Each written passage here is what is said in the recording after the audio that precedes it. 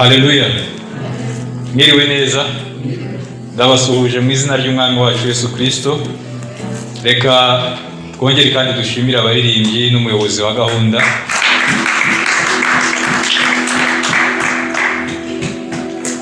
Turashima Imana ko tugeze kuri iyi tariki ya 7 tugihumeka umwuka w'abazima.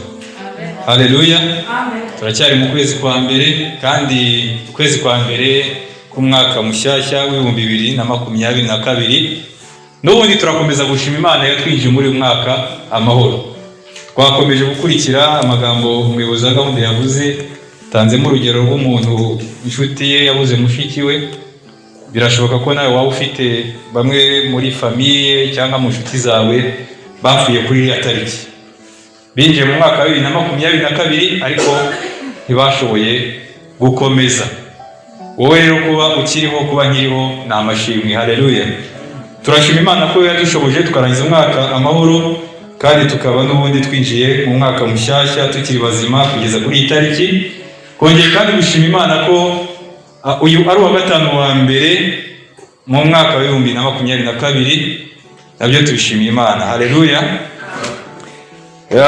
Ya gatanu yo mu mwaka wa 2021 iheruka kuva mu kwezi kwa 11 mu kwezi kwa 12 twize inyigisho ya Adventi, tureba ibyerekeye ukuvuka kwa Yesu Kristo, ibihe byabanjirije ukuvuka kwa Yesu Kristo, tubona n'intego yari imuzanye, kandi twungutse byinshi cyane. Haleluya. Uyu munsi rero ni umunsi wa mbere ku materaniro kwa gatanu. Ni wa gatanu wa mbere mu mwaka wa 2022. Tugiye kwigira hamwe iyindi nyigisho. Inyigisho tugiye kwigira hamwe ni inyigisho ivuga kuri Antikristo. Iyi ni inyigisho idakunda cyane kwigishwa mu matorero, ariko ndaza kuvuga impamvu abakozi b'Imana badakunda kwigisha kuri iyi nyigisho. Turaza no kuvuga impamvu twahisemo kwiga iyi nyigisho muri ibi bihe. Turaza gusobanura impamvu twahisemo gutangira kwiga iyi nyigisho. Reka najye mvuga impamvu abakozi b'Imana benshi badakunda kwigisha kuri Antikristo. Impamvu ya mbere ni uko twebwe abakristo nta mpamvu yo kuvuga Antikristo. Mu butumwa bwiza bwa Matayo igice cya nyuma, mu gice cya 28, tubona icyo Yesu yabwiye abigishwa bagomba kujya bavuga. Yababwiye ko bagomba kwamamaza nde? Yababwiye ko bagomba kwamamaza Kristo. Ntabwo yababwiye ko bagomba kwamamaza Antikristo. Iyo niyo mpamvu ya mbere twebwe abakristo twavuga ko sije cyangwa insanganyamatsiko ya Antikristo twebwe ntabwo itureba. Abizeye Yesu Kristo, inshingano bafite nkuru, misiyo ya mbere bafite niyo kuvuga Kristo, ntabwo ari yo kuvuga Antikristo. Ikindi nuko uyu Antikristo twebwe ntacyo aturebaho. Abamaze kwizera Antikristo twebwe ntacyo aturebaho. Antikristo uwo bafitanye deal cyangwa se uwo bafitanye gahunda ni abatarizera Yesu Kristo. Abamaze kwizera Yesu Kristo nta gahunda dufitanye na Antikristo. Dufitanye gahunda nande? Na Kristo. Ntabwo dufitanye gahunda na Antikristo. Izo ni impamvu zimwe zituma abakozi b'Imana bamwe na bamwe batajya bavuga kuri Antikristo. Kuko misiyo dufite nivuga butumwa, ni ukubwira abataramenya Kristo, kubabwira kugira ngo bamwizere ntibazagira aho bahurira na Antikristo. Iyo kumvikana. Rero reka mvuge impamvu twahisemo gutangira kwiga iyi nyigisho. Impamvu ya mbere twahisemo gutangira kwiga iyi nyigisho ni uko biri muri Bibiliya.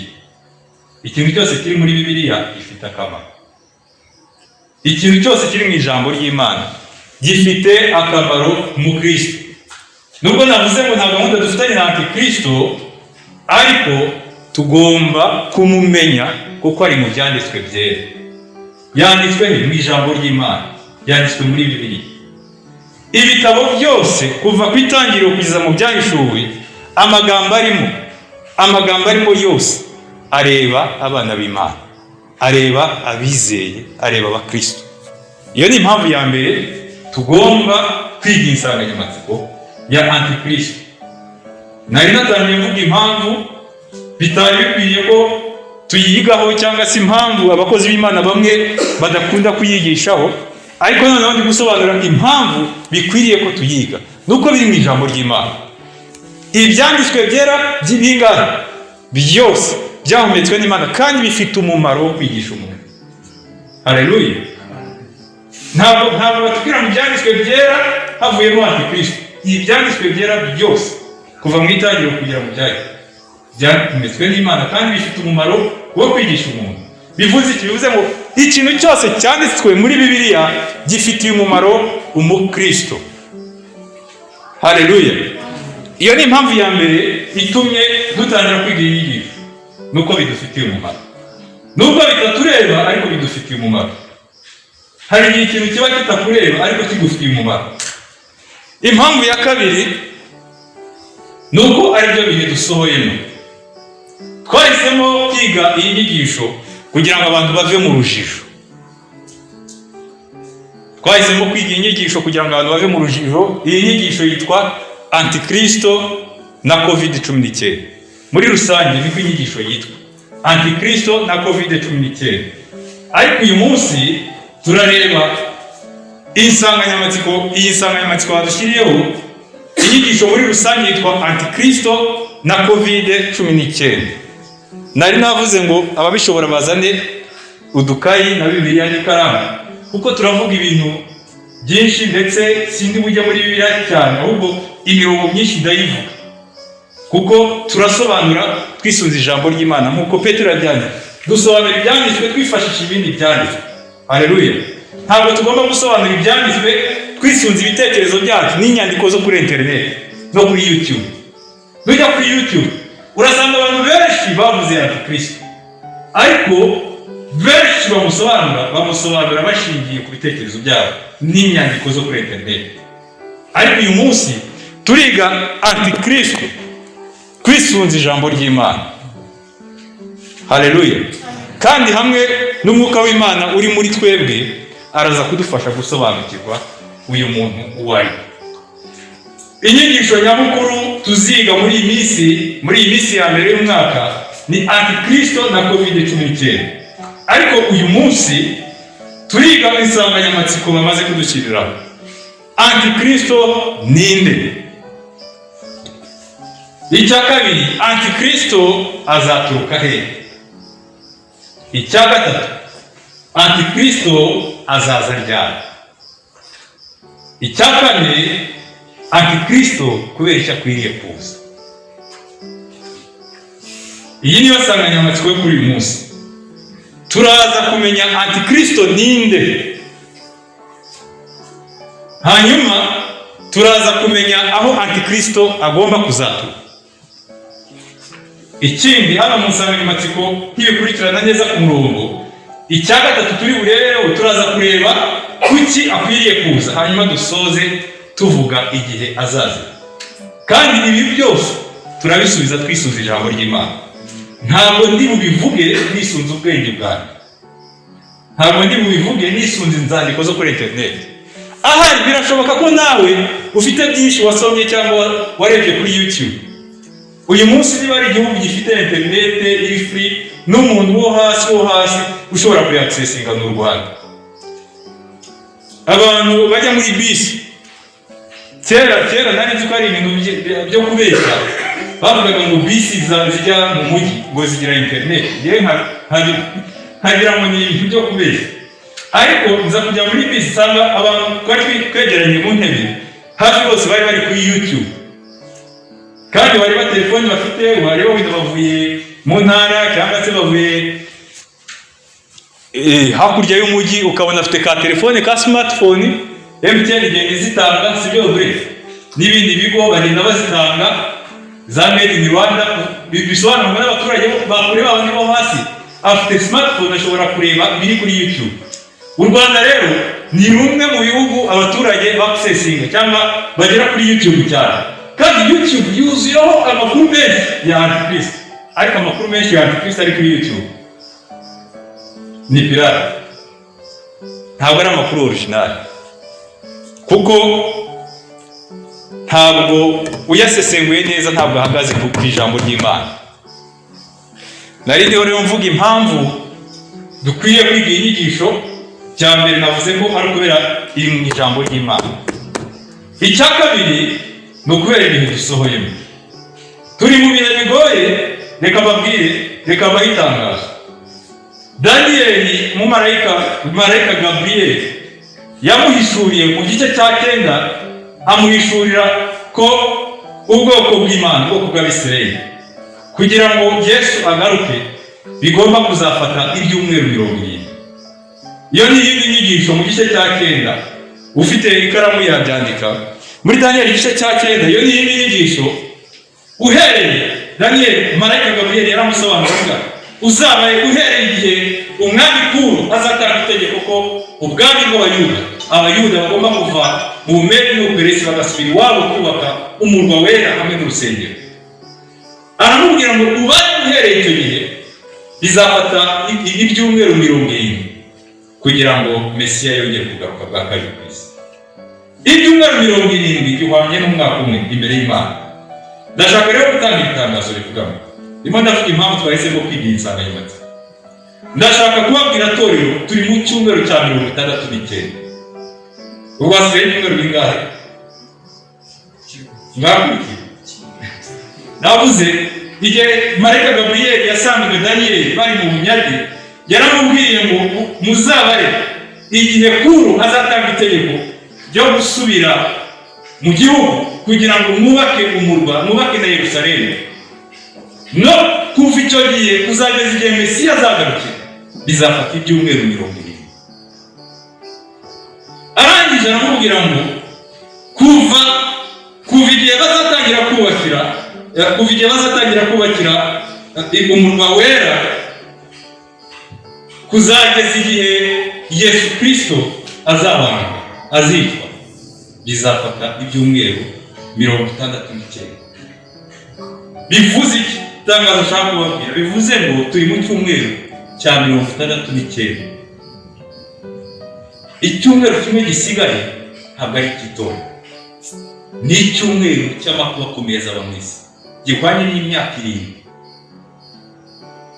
Kandi muri iyo myaka 7 hazabamo imyaka 3 n'igice narabivuze y'amahoro, ariko amahoro ya fe atari original. Kongera haba imyaka 3 n'igice y'amakuba noneho akomeye. Jambo ry'Imana rivuga ko 2/3 bizaba. 2/3 by'abatuye bizaba. Rero turi mu cyumweru cya 69. Ngiyi impamvu itumye twiga insanganyamatsiko. Kubera ibihe dusohoyemo. Sinshaka gutinda cyane kubera ko ndi buvuge byinshi n'iminota irimo iragenda. Sifite ka gatelekomande ariko Jean araza kudufasha. Reka twinjire mu kibazo cya mbere. Ndagira ngo nongere iki kintu. Iyi nyigisho iraza kudufasha nk'Abanyarwanda. Iraza kudufasha kubera ibihe turimo bya COVID-19. Maze iminsi soma numva ari Abanyarwanda bamwe barimo bahunga igihugu. Maze gusoma Abanyarwanda bagera kuri 12 bamaze kugera i Burundi. Barabagaruka. Ariko icyari kibajyanye barimo baravuga ko COVID ari Antikristo n'urukingo ari 666. Baragiye. Kandi benshi bafite iyo mitekerereze ntabwo ari abapagani, ni Abakristo. Ni ngombwa rero ko muri ibi bihe dusobanukirwa iyi nsanganyamatsiko. Ikibazo cya mbere, Antikristo ni nde? Antikristo ni nde? Abantu benshi kuri YouTube bita abantu batandukanye ko ari ba Antikristo. Reka mbere ku bihe turimo abantu bari bavuga ko COVID ari ikinyamaswa cyangwa COVID ari ikinyamaswa. Abantu bagenda bahuza ibi bihe bya COVID turimo bakabihuza n'ibihe bya Antikristo. Ntabwo ari byo. Antikristo ntabwo ari COVID-19, ntabwo ari icyorezo. Abandi kujya kuri YouTube bavuga ko papa w'i Roma ari we Antikristo. Ntabwo ari byo, nagaragaraho n'amaguru kandi mpagaze ku ijambo ry'Imana. Papa w'i Roma ntabwo ari Antikristo. Nujya mu mateka cyangwa ugasubira ku ma YouTube ukareba abaperezida benshi bo muri Amerika babise Antikristo. Uhereye kuheruka Donald Trump bavuga ko ari Antikristo. Uwitwa Barack Obama we yarinze aho abantu bavuga ko ari Antikristo. Abaperezida benshi bo muri Amerika babitiriye Antikristo. Usubiye inyuma mu mateka y'isi, umugabo witwa Adolf Hitler, noneho we kubera ko yari afite gahunda yo kurimbura abayahudi, nawe bamwise Antikristo. Uwitwa Benito Mussolini bamwise Antikristo. Abize amateka, umugabo witwa Napoleon Bonaparte waguye cyane ubwami bw'Abafaransa, ateza imbere za civilisation mu Bafaransa, mu gihugu cy'Abafaransa cyangwa ubwami bw'Abafaransa, ariko bwari bumeze igihe ntabwo yari taraba repubulika, nawe bamwise Antikristo. Abantu benshi bakomeye ku isi bafite ijambo, bafite influence ku isi, akenshi babitirira Antikristo. Ese nibyo? Ntabwo ari byo. Duhagaze ku ijambo ry'Imana, ntabwo ari byo, ntabwo ari Antikristo. Reka turebe Antikristo nini. Kugira ngo dusobanukirwe Antikristo ari we, biradusaba kubanza kumenya ubusobanuro bw'ijambo Antikristo. Antikristo bisobanura iki? Antikristo biva mu ijambo ry'Ikigiriki ryitwa Antikristos.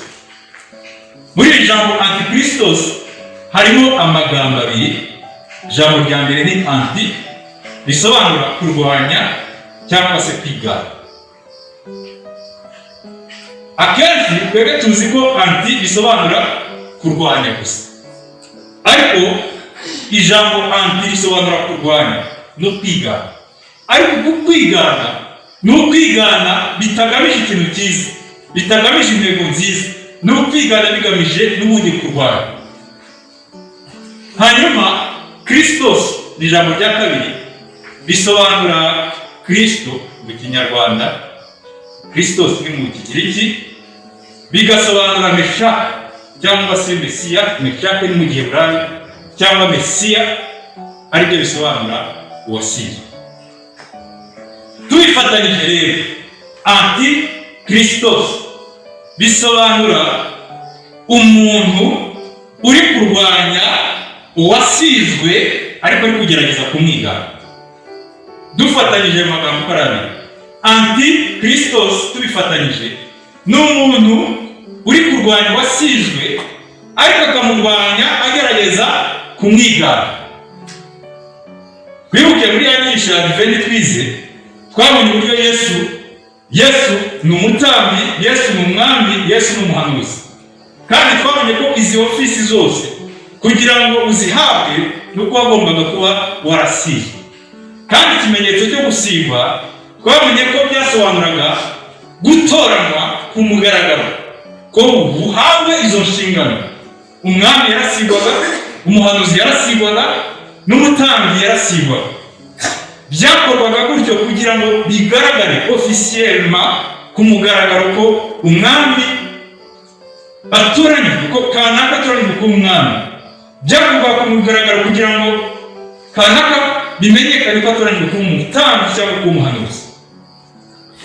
Rero na Kristo bisobanura ngo wasizwe, Mesiya wasizwe. Niwe wenyine watoranyijwe n'Imana. Haleluya. Mesiya niwe wenyine watoranyijwe n'Imana.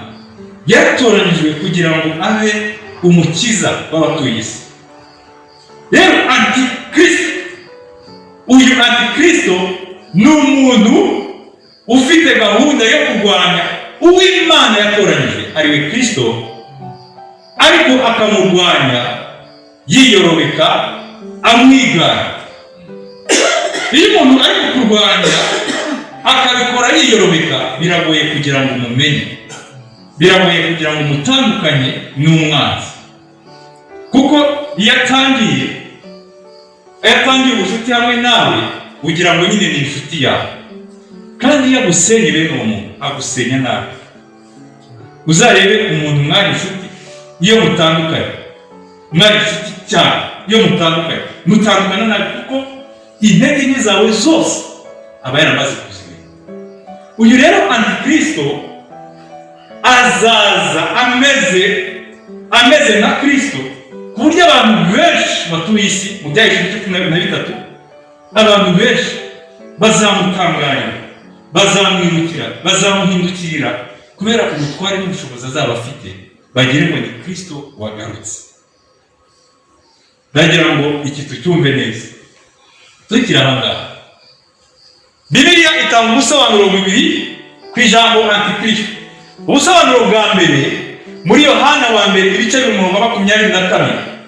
Yohana yaranditse yandikira itorero ryo muri Efeso cyangwa itorero muri rusange, abana b'Imana, arababwira ngo umuntu wese, ubwo ngiye kuvuga igisobanuro cya mbere cya Antikristo, umuntu wese uhakana Yesu ko ari Kristo, mu yandi magambo uhakana Yesu ko yasizwe, uhakana Yesu ko yatoranijwe n'Imana, kandi agahakana n'Imana ko ari Data, agahakana n'umwana wa, uwo ni Antikristo. Ntibahari sawa baba? Barahari abantu batemera ko Yesu, zindi bubavuge mu mazina, ariko nibisobanura mureka mubamenye. Hari amadini atemera ko Yesu ari umwana w'Imana. Hari amadini avuga ko Yesu ari umuhanuzi gusa. Hari amadini avuga ko Yesu ari nk'intumwa bemera. Abo sindi bavuga amazina, ariko mureka mubamenye ni ba Antikristo. Abo nibo Yohana yavuze ko ari ba Antikristo. Abantu bose bahakana ko Kristo, ko Yesu ari Kristo, ari wasizwe, ari watoranyijwe, bagahakana Data, bagahakana Imana Data, bagahakana n'umwana wayo, ni ba Antikristo. Icyo ni igisobanuro cya mbere cy'ijambo Antikristo. Mu yandi magambo, umuntu wese utizera Yesu Kristo ni Antikristo.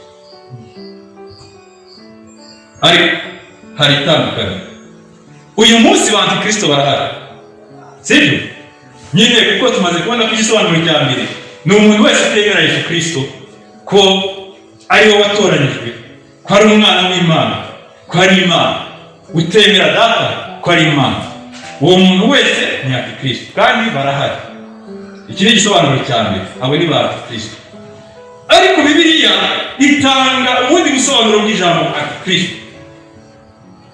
Abahanuzi baramuvuze, uwo tugiye gusobanura nawe tugiye kwiga. Ntabwo tugiye kwiga abo Antikristo bari uyu munsi, tugiye kwiga ubundi Antikristo uzaza. Aho ni hatandukaniye n'Antikristo bari uyu munsi. Aho batandukaniye n'ahandi, bari ba Antikristo bo barakara. Ariko Antikristo wundi wavuzwe n'abahanuzi, akavugwa na Yesu Kristo muri Matayo 24, akavugwa na Yohana mu Byahishuwe. Uwo niwe tugiye kuvuga. Uwo Antikristo rero Bibiliya ifite amazina menshi mwita. Bwa mbere imwita umugome. Mu Batesalonike ba 2 ibice 2 uhereye ku murongo wa mbere ukagera ku murongo wa 10. Bibiliya imwita umugome. Iyo mirongo nakwifuje kuyerekana, ariko kubera umwanya ndayivuga mu yandi. Izina rya mbere ry'uwo mugome uzaza imwita, Bibiliya imwita umugome. Ahandi bamwita umushumba mubi. Muri Ezekiyeli bamwita umushumba mubi. Urumva cya kintu cyo kwigana twatangiye tureberaho. Harya ninde wundi twita umushumba? Umwungeri. Yesu Kristo ni umwungeri mwiza. Haleluya. Ariko uyu Antikristo nawe azaza yita umwungeri. Ariko we noneho akatandukaniyeho gusa, bakita prefix yake na kajambo ka nyuma. Ni umwungeri, ariko ntabwo ari umwungeri mwiza, ni umwungeri mubi. Aha muri Ezekiyeli yitwa umutware, ariko iri gusoma neza muri Bibiliya ntabwo ya mbere ntabwo ari magisitiri, ni minisitiri. Kandi Yesu nawe ni umutware, ariko aho bitandukanira nuko Yesu ni umutware, ariko uyu mutware wa Yesu ni magisitiri. Hari amazina menshi uyu Antikristo uzaza afite ajya gusa n'amazina Yesu Kristo umwami wacu afite. bisaba gushishoza no kwitonda. Niyo mpamvu twatangiye dusobanura kugira ngo antikristo tuvuga ni umuntu urwanya Kristo ariko akamurwanya amwigana. Biroroshye cyane kujya ku isoko ukagura telefone ya Samsung, wagera mu rugo ugasanga iyo waguze ni pirate, kandi wewe wayiguze uzi ko ari original. Kugira ngo rero umuhanga kugira ngo agure Samsung original uko agomba kuba azi characteristic za Samsung original. Reka mbabwire, igihe Kristo azatangira gutegeka mu isi hazaba hariho abayuda, abisirayeli batizeye Yesu aza bwa mbere, ariko kandi hazaba hariho n'abanyamahanga batizeye muri iki gihe cy'ubuntu. Icyo bizabasaba ni ikirere, bizabasaba ko bagomba kuba barapendinze izi nyigisho. Urimo muri iki gihe kugira ngo bazatandukane uwo uzabuje antikristo, kugira ngo bazashobore kumenya ko atari Kristo original waje, nuko bagomba kuba bari muri iyi class, nuko bagomba kwiga inyigisho. Aba ni kuvuga n'abanyamahanga, kuko abisirayeli bo bafite ikimenyetso kizamubereka bagahita bavuga ngo original yaje. Ikimenyetso cya mbere ni uko yaje bwa mbere, ntabwo ariko azaza bwa kabiri, kuko desha azaza nk'umwami none bavuge bati waba ni none twari dutegereje Mesiya. Ibyo byo kuri bo bizaborohera, ariko ku banyamahanga bazaba bakiri mu isi. Bibiliya ivuga ko bazaba bafite amahirwe yo kwizera, ariko bizaba bigoye cyane, bizaba bigoye cyane, kuko uburyo isi izaba yahindutse, imikorere muri politiki, mu butunzi, muri religion n'iyobokamana, bizaba bigoye cyane kugira ngo umuntu yizere muri kiriya. Kugira ngo rero umunyamahanga yizere muri kiriya, nuko agomba kuba azi characteristic za Kristo wa original na Kristo wa pirate. Niyo mpamvu twatangiye tuvuga ngo antikristo ninde. Tugomba kumenya characteristic, tugomba kumenya imiterere ye kugira ngo tumutandukanye na Kristo wa original. Haleluya. Ubwo tumenye igisobanuro cya antikristo, tumenye ko bwa mbere hariho ba antikristo, abantu bose batemera Yesu Kristo ko yasizwe, ko yatoranyijwe, ntibemere Imana Data, ntibemere n'umwana yatumye, ni ba antikristo muri rusange. Kandi abo twabonye ko bahari amadini menshi, hari amadini menshi atemera Kristo ko ari ijambo, ko ari Imana, ko ari umwana w'Imana, ko ari we wasizwe. Icyo ni igisobanuro cya mbere. Ikindi twabonye ko antikristo bisobanura undi muntu uzaza. Twabonye ko Bibiliya imwita umutware, ariko umutware wa minisitiri inyuguti ntoya. Bibiliya imwita umwungeri, ariko ngarukiye aho ushobora kugira ngo uvuze Kristo, ni umwungeri mubi, ntabwo ari umwungeri mwiza. Ikindi Bibiliya imwita umugome, nahavuze mu Batesalonike ba kabiri ibice 2 guhera ku murongo wa 1 kugera ku 10. Hanyuma iyo tugeze mu gitabo cya nyuma mu byanditswe, Bibiliya imwita inyamaswa, ari naho tugiye kwiga. Bibiliya imwita inyamaswa, the beast, igikoko, inyamaswa. Iyo abantu basoma iri jambo bagira ngo Kristo azaza nk'ikinyamaswa nyine. Oya, usomye neza azaza ahubwo ari umuntu mwiza. Navuze mu gihe cy'amakuba akomeye, imyaka 7 kizamara imyaka 7, navuze ko imyaka 3 n'igice yawe izaba ari imyaka y'amahoro. Nukuvuga ngo uburyo azavamo abantu bazavuga bati n'uyu twari tutegereje. Azaza ari umuntu mwiza, umunyapolitike mwiza uje guhindura ibintu. Ndaza kuvuga ku ijambo globalism, ijambo ryo kwishyira hamwe, politiki ihari mwisi yo kwishyira hamwe, isi kamera nk'umudugudu.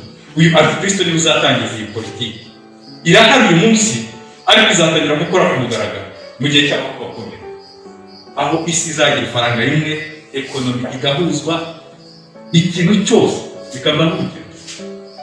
Uyu munsi witegereje neza ubona ko isi iri kugendera ku mategeko amwe.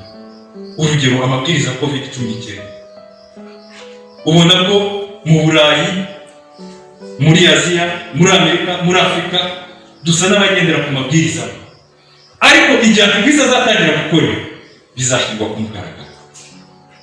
Ngira ngo noneho dusobanukiwe Antikristo uwo ari we duhereye ku busobanuro bw'ijambo antikristos, kugira ngo tumutandukanye na Kristo twizeye. Haleluya. Noneho reka twinjire ku yindi ngingo ya kabiri. Antikristo azaturuka. Tumaze kumva cyangwa gusobanukirwa ijambo Antikristo icyo ari cyo, tubonye ko risobanura abantu batemera Kristo bitwa Abantikristo, ariko hari undi uzaza. Uwo niwe tugiye kwiga uyu munsi, w'abantu bitiranya n'abaperezida n'abasitari, abaririmbi bakomeye ngo Jay-Z n'umu Antikristo, ibintu byinshi bitandukanye. Umuntu arakira akabumukira akabikira n'ibintu bakabitira Antikristo, ariko Bibiliya itweretse Antikristo uzaza uwo ari we. Ingingo ya kabiri rero tugiye kureberaho, azaza aturutse he. Dukomeze jawe twitegereze iyi nyamaswa ahangaha. Iyi nyamaswa bayitubwira mu Byahishuwe igice 13 kuva ku murongo wa 1 kugeza ku murongo wa 2. Turavuga imiterere ariko ushobora gusoma icyo gice cyose. Undi muntu wavuze kuri iyi nyamaswa ni Daniel mu gice cya 7 ku murongo wa 7 kugeza ku wa 8. Ndabasaba kugira ngo twitegereze, mukomeze mwandike ni byiza ko twitegereze neza iyi nyamaswa ko hari ibyo ngiye kubabaza. Abantu twabanye mu nyigisho ya Biveri, ubu twatangiye gusubiza ikibazo kibaza ngo Antikristo azaturuka. Mukurikire neza kuri iyi ngingo kuko ho harimo ibintu biri komplikemo, harimo ibintu udasobanukiye neza bishobora kukugora kumva.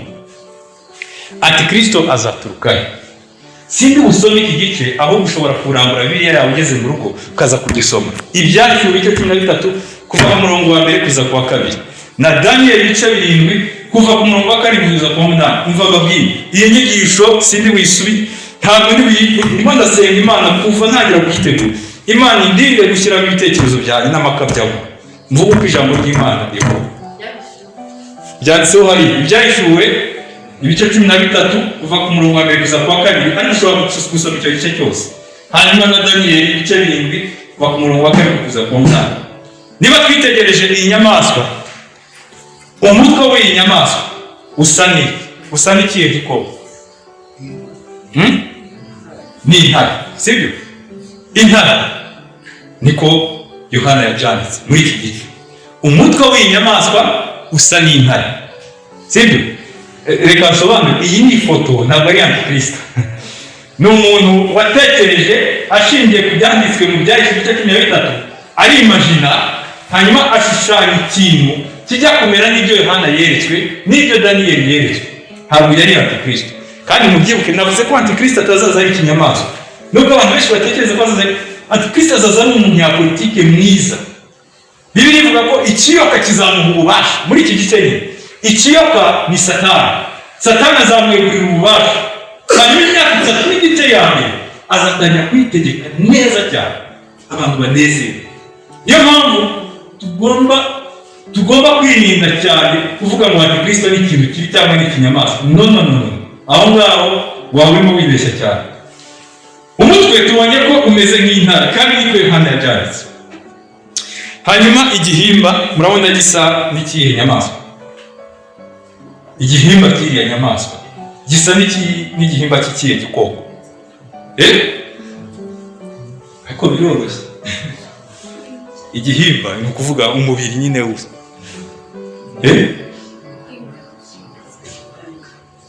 Ingwe, igisamagwe, sibyo? Hari ikindi gikoko se gifite amatashitashi tuzi? Ni igisamagwe, sibyo? Intare, igisamagwe. Mwibuke neza abantu twabanye mu nyigisho y'ubushize, turaza nk'abasubira inyuma mu isezerano rya kera. Hanyuma nitwitegereza neza amaguru, amajanja y'iyi nyamaswa, amajanja, ibirenge cyangwa inzara bisa n'iby'ikihe gikoko?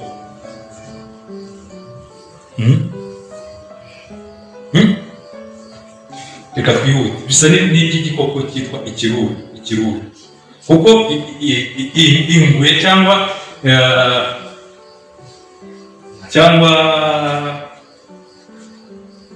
nari mvuze ngo leopard, igisamagwe kigira inzara, ariko inzara zacyo zishinyika iyo arakaye. Muzakumwe neza, iyo itararakara ziba ni nk'injangwe. Injangwe igira inzara, ariko iyo ituje ntabwo uzibona, zinjira mu bwonko. ariko aha ngaha urabona ko inzara zirasohotse ni nk'ikirura, niko Yohana yanditse, ntabwo ari ibitekerezo. Nujya mu Byanditswe ibice 13 niko Yohana yanditse, yaranditse byareretswe abona inyamaswa. Aha ikindi inyamaswa iri hehe, ivuye hehe? Turi ku kibazo cyaza ngo Kristo azaturuka. Inyamaswa ivuye hehe? Ivuye mu mazi. Yohana yareretswe abona inyamaswa ivuye mu mazi. Hashize ukomeje gatoya yabonye inyamaswa ivuye ku butaka. Ibyo nabyo bifite icyo bisobanura. Muri Yesaya ibice 17 iyo usoma icyo gice ndagira mu mite yihuta, iyi nyamaswa ivuye mu mazi, ifite umutwe umeze nk'uw'intare, ifite umubiri cyangwa igihimba kimeze nk'iki gisamagwe, ifite n'amajanja ameze nk'ay'ikirura. Reka mbabaze, dutekereza ko Kristo azaturuka hehe? Abasomye Bibiliya mwasanze Kristo azaturuka hehe? Reka mubwire, Kristo mu bihugu byose sindi hano mubwire mu gihugu azaturuka, ariko mu bihugu byose azaturuka ntashobora kuva muri Isirayeli. Isirayeli ni igihugu cy'Imana. Ibihugu byose Kristo ashobora kuzaturukamo ntashobora kuzaba muri Isirayeli. Ibyo watekereza byose Isirayeli ntuyishyireho. Isirayeli ni igihugu cy'Imana, ni umurwa wayo wera. Haleluya. Niko byagenze, nibwo Imana yabihisemo, ntumbaze impamvu, ni ku bushake bw'Imana. Reka dusubire inyuma. Igihe Daniyeli yerekwaga inzozi umwami yarotaga, Imana yamweretse mu gice cya 7 n'ubundi, Imana yamweretse ibikoko 4. Igikoko cya mbere Daniyeli yabonye cyari kimeze nk'intare, kandi twabonye ko umutwe w'iki gikoko usa n'intare. Arangije asobanura Nebukadinezari aramubwira ngo uyu mutwe iki gikoko wabonye kimeze nk'intare gisobanura cyangwa se gishushanya ubwami bwa Babuloni. Uriya mutwe rero ushushanya, uriya mutwe w'intare twabonye ushushanya ubwami bwa Babuloni. Igikoko twabonye cy'intare Daniyeli mu bice 7 yabwiye asobanura izo nzozi, yavuze bwari ubwami bwa Babuloni bwagombaga gusimburwa n'ubundi bwami. Ubwami bwasimbuye ubwami bwa Babuloni ni ubwami bw'Abamedi n'Abaperesi, bushushanywa cyangwa bwashushanywaga n'ikinyamaswa cyitwa ikirura. Ariko twabonye gifite kuri iyi nyamaswa twabonye Yohana yahishuriwe yeretswe, ifite ibirenge bimeze nk'iby'ikirura. Turi kumwe? Aha ngaha navuze ngo ni ugukurikira neza. Iyi nyamaswa ifite ibirenge bimeze nk'iby'ikirura, iki kirura kitwibutsa ikirura Daniyeli yeretswe mu bice 7 mu gitabo cya Daniyeli. Icyo kirura cyashushanyaga ubwami bw'Abamedi n'Abaperesi. Igihe Daniyeli yakerekwaga cyari ikirura gifite amajanja 3, kidahagaze neza, ukuguru kumwe kwari kwegutse. Byasobanuraga ko n'ubwami buzaba butegetswe n'ubwami bubiri, ariko Umedi n'Ubuperesi. Ariko ubwami bw'Ubuperesi bwo buzakomera. Ukuzamura kw'akaguru kamwe byasobanuraga ubwami bw'Umedi butazaba bukomeye, hanyuma akandi kaguru gashinze byasobanuraga Ubuperesi nibwo buzaba bukomeye. Buzaba ari ubwami bwihuje, ariko ubwami bw'Umedi ntibuzaba bukomeye. Ni nayo mpamvu abami bategetse ubwami bw'Umedi n'Ubuperesi abahawe titire ya kuru, n'abami bari bakomeye cyane. Ni nabo batanze abategetsi cyane mu gihe bwari buriho ku isi. Ubwami bw'Umedi n'Ubuperesi bwasimbuye ubwami bwa Babuloni bwa Nebukadinezari. Hanyuma twabonye ko iyi nyamaswa ifite umubiri w'igisamagwe. Reka nibuke uyu mubiri w'igisamagwe tugarutse inyuma, kandi muri izi nzozi cyangwa muri iyi yerekwa rya Daniyeli tubona ko Daniyeli yongeye kwereka inyamaswa ya gatatu, kandi inyamaswa ya gatatu yasaga n'iki? Yasaga n'igisamagwe. Iyi nyamaswa yasaga n'igisamagwe isobanura ubwami bwa gatatu bwakuyeho ubwami bw'Abamedi n'Abaperesi, ariko ubwami bw'Abagereki n'Amakedoniya. Mwibuke umugabo twavuze wategetse bwa mbere ubwami bw'Abagereki ni Alexandre Mukuru.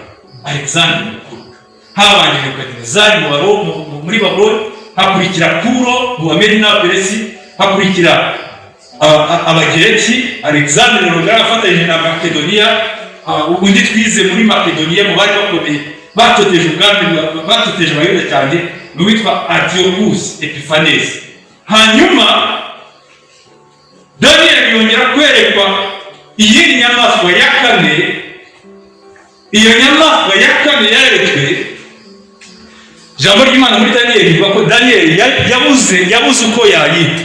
Abona ni inyamaswa idasanzwe ikubiyemo ubwo bwami bwose, ariyo y'iyi turi kuvuga. Mu yandi magambo, Daniyeli yeretswa iyi nyamaswa izaturuka, na Yohana kandi arongera arabyereka. Izaturuka he? Antikristo azaturuka he? Azaturuka mu nyanja. Sibyo? Niko Yohana yanditse.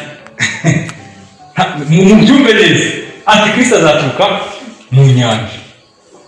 Antikristo azaturuka mu nyanja, ntabwo azaturuka ku butaka. Bifite icyo bisobanura muri Bibiliya.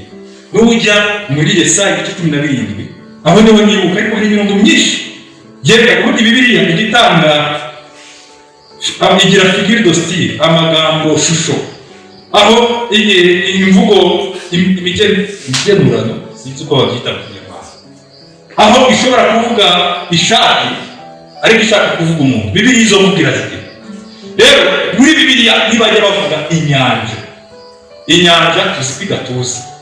Hari inyanja mwari mwabonye ituza? Inyanja ntituza, ihora n'imiraba, amazi ahora ameze gutya.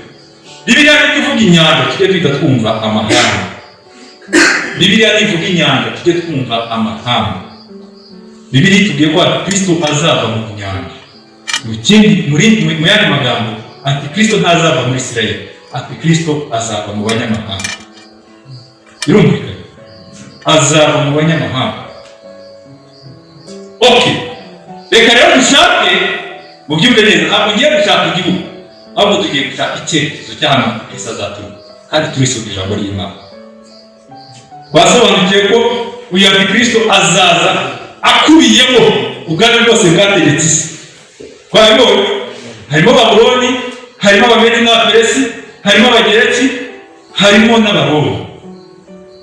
Entreta, hagati aho, iriya nyamaswa ifite imitwe ingahe? Imitwe irindwi. Ifite amahembe angahe niba mwabazi? Okay, tugiye mu ijambo ry'Imana, ifite amahembe 10. Ifite imitwe irindwi ikagira amahembe 10. Reka dusobanure ibi. Imitwe 10, imitwe irindwi isobanura ubutegetsi bwategetse isi, ubwami bwategetse isi. Ubwami bwa mbere bwategetse isi iyo dusoma mu Kuva n'ubuhe? Ubwami bwa mbere bwatoteje Abisirayeli. Bwategetse isi n'ubuhe? Misiri, Egiputa, sibyo?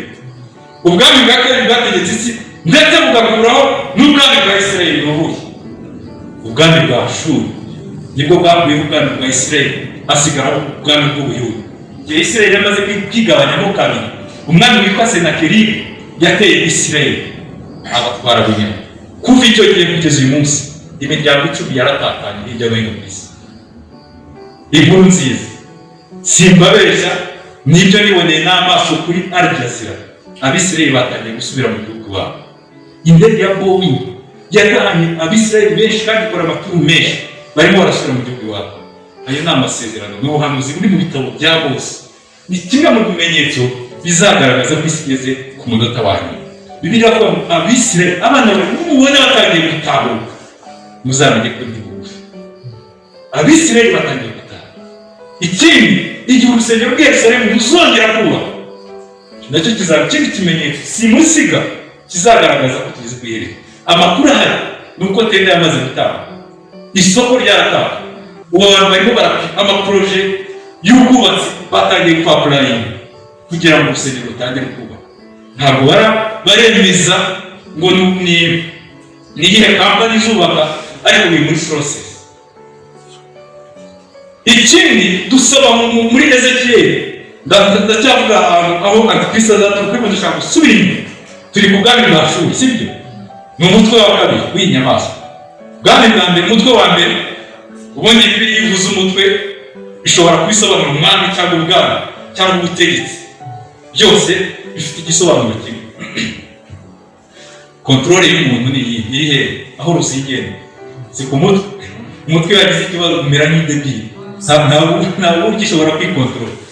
Umutwe niyo mpamvu ibiri ngo nzabagira imitwe sinzabagira imirizo. Iyo tuvuze umutwe duhita twumva ububasha cyangwa ubutegetsi. ubwami bwa mbere, umutwe wa mbere ni Misiri, ni Egiputa. Ubwami bwa kabiri ni Ashuri, ubwami bwa Ashuri bwabaye ubwami bukomeye. Nari ndiho mvuga ko bimwe mu bimenyetso bizaranga kugaruka kwa Kristo ni uko abayuda bazatangira gutahura. Ikindi ni uko urusengero rw'i Yerusalemu ruzongera kubakwa. Ikindi ni intambara ya Gogi wo muri Magogi. Uyu munsi ku mbibe za Isirayeli hari ingabo z'Abarusiya, ingabo za Jordaniya, ingabo za Turukiya, ingabo z'Abanyamisiri. Ibihugu byose bikikije Isirayeli hakambitseho ingabo biteguye gutera Isirayeli. Nibyo bizasoza igihe cy'amakuba akomeye, intambara y'ahantu Magedoni. Icyo gihe Imana izatabara ubwoko bwayo. Haleluya. Ariko ndashaka kubivuga ibi kugira ngo mwumve ko preparation navuze natanyemo turi mu cyumweru cya 69. Hasigaye icyumweru kimwe, kandi icyumweru kimwe gihwanye n'imyaka 7. Bivuze ngo iyi myiteguro yose yo kugaruka kwa Kristo iri mu nzira. Ubu hakambitse ingabo, mujya mwumva ibitero, ingabo za Turukiya, iz'Abarusiya, Misiri barakambitse ku mupaka. Ibyo ni ibihugu bikikuje Isirayeli. Gogi asobanura amahanga azatera ubwoko bw'Imana.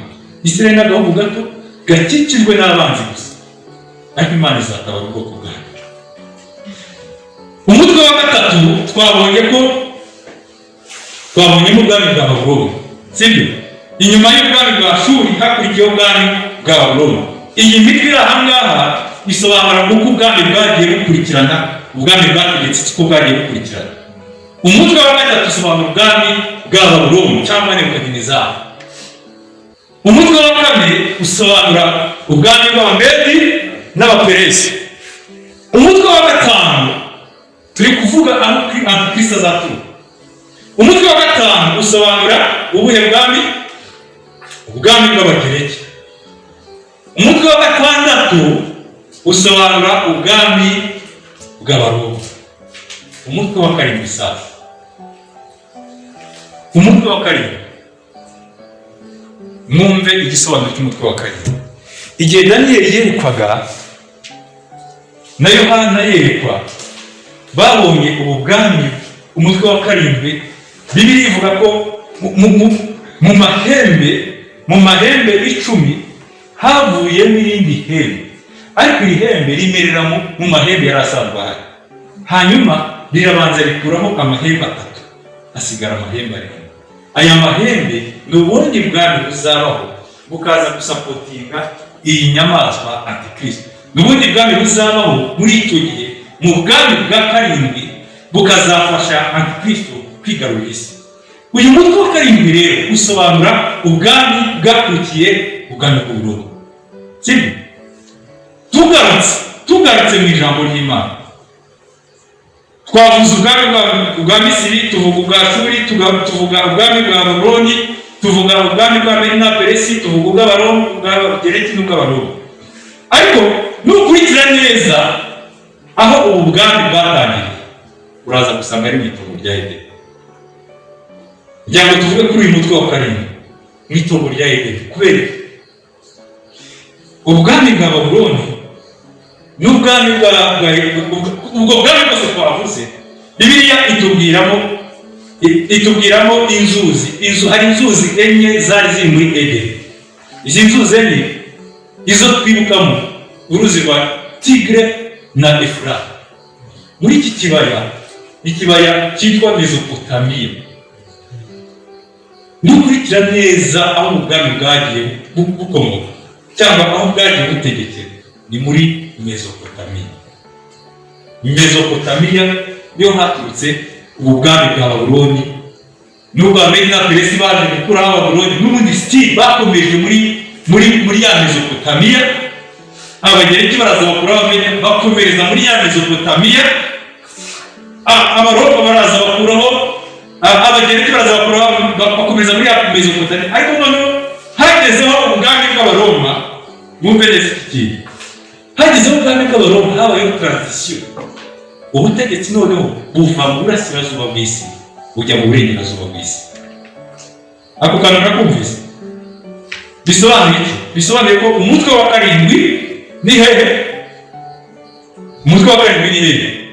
Maze kubisobanura. Ni mu burengerazuba bw'isi. Niko byagenze, niko byanditse muri Bibiliya. Igihe Yesu yavukaga, ubutegetsi habayeho transition. Ubutegetsi bwavuye mu burasirazuba bw'isi, muri Aziya, bujya mu burengerazuba bw'isi. Abari bategetse Sabaroma. Ni ubutegetsi bwahise bwimukira. Bivuze ko umutwe wa karindwi n'ubundi wahereye mu burengerazuba bw'isi. Donc umutwe ubwami bwakuyeho ubwami bw'Abaroma ni ubwami buri uyu munsi. Kuko ubwami bw'Abaroma ntibukiriho. Uyu munsi hariho ubwami nshaka kuvuga izina, kubera ko Bibiliya, impamvu nshaka kuvuga izina si uko mbitinya, Bibiliya ntivuga izina ry'igihugu, ariko Bibiliya ivuga icyerekezo. Bwa mbere na mbere twabonye ko inyamaswa izava hehe? Mu nyanja. Kandi twabonye ko igisobanuro cy'inyanja muri Bibiliya ni amahanga. Noneho tugeze ku mutwe wa gatandatu, ariko ubwami bw'Abaroma. Yesu yavutse muri ubwami bw'Abaroma, ariko ubwami bw'Abaroma mbere y'uko bubaho, bumaze gukuraho ubwami bw'Abayuda, twabonye ko habaye transition. Ubwami bwavuye mu cyerekezo uburasirazuba bw'isi bwimukira hehe? Mu burengerazuba bw'isi.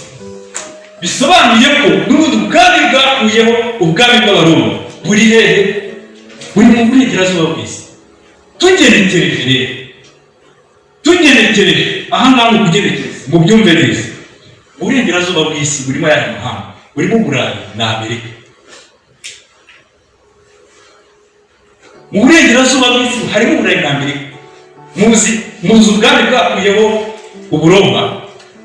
Hari abantu bavuga ngo ni Eglise Catholique. Nibyo, ariko ni Empire Germanique. Empire Germanique, ubundi abantu bazi amateka ya Europe, hariho Empire yitwa Empire Germanique. Empire Germanique yari igizwe n'ubwoko 10 bw'Abanyaburayi, burimo n'ubwoko bwitwa Anglo-Saxon.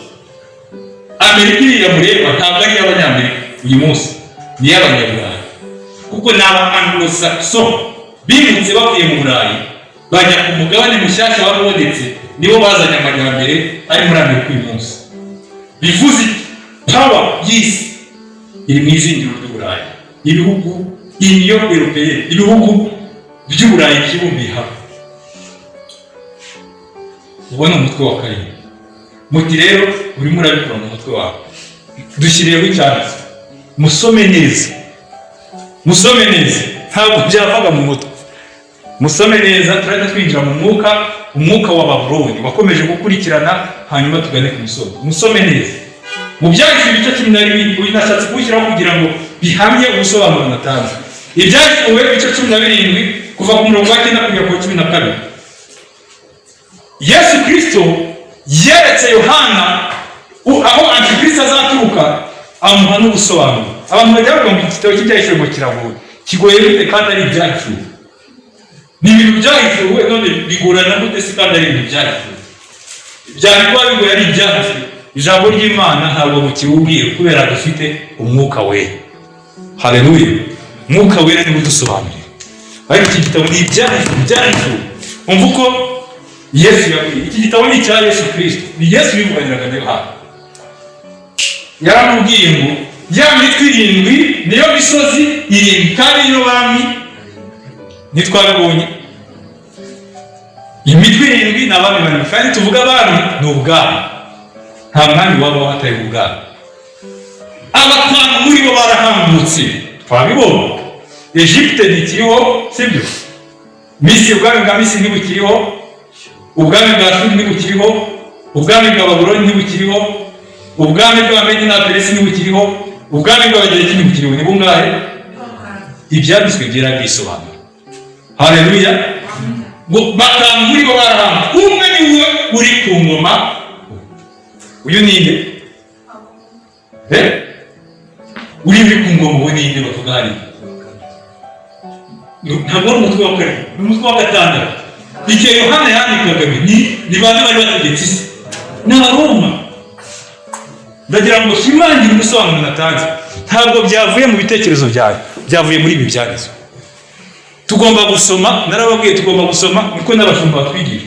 Ariko dusomera muri context tunareba n'igihe umuntu yarari hano bavuga ngo umwe ni uri ku ngoma ntabwo ari ubuturiho n'ubu igihe Yohana yari ibi yageretswe ari ku kirwa cy'Ipatimo yarafunzwe azira itotezo azira kwamamaza Yesu.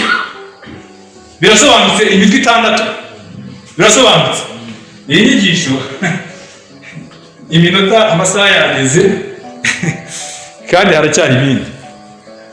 None ngo naho undi ntaraza. Impamvu hano bavuga ngo ntaraza nuko ubwami bw'Abaroma bwari bukiriho. Yesu yabwiye Yohana umwe ariho wa 6 ariho ariko undi ntaraza. Muri iki gihe turimo rero yamaze kuza. Ntiyamaze kuza ntidushobora ibyo bita super power n'igihe. Iyo bavuze super power si Uburayi na Amerika, ubutegetsi uyu munsi tuvuze ngo empire, ubwami bukomeye ku isi ni ubwami bwo mu burengerazuba bw'isi. Bene data shingiye kuri aya magambo ati Kristo agomba kuzaturuka mu burengerazuba bw'isi. Ntabwo ndi bukubwira ngo ni mu Bufaransa, sindi bukubwira ngo ni mu Budage, ariko ntazava muri Israel, ntabwo azava muri Afrika, azava mu burengerazuba bw'isi. Undi ntaraza umva ngo naza azagomba kumara igihe gito. Iki gihe gito ni ya myaka 7 ni cya cyumweru kimwe gisigaye. Twabonye ibyumweru 39 ko hasigaye icyumweru kimwe.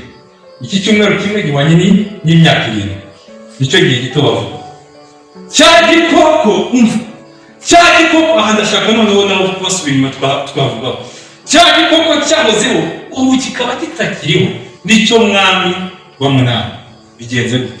Inyamaswa batubwira muri Yohana ifite imitwe 7. Ariko hano batubwira inyamaswa umutwe wa 8.